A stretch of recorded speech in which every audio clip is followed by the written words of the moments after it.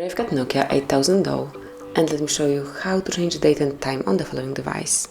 So at first you have to open list of all apps, then find and select the settings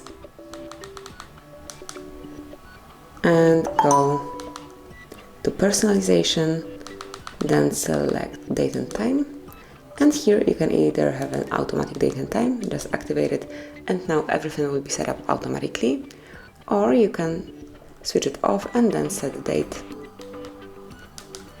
and time manually by yourself.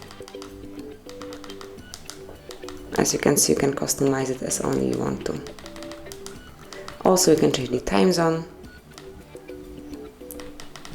Here you've got all time zones all around the world, so you'll definitely find something suitable. And then you can also change the time format, so you can pick either 12-hour or 24-hour format clock. Let me switch it to 12-hour. And this is it, so you can smoothly and easily change date and time in your device. Thank you for watching. Please subscribe our channel and leave the thumbs up.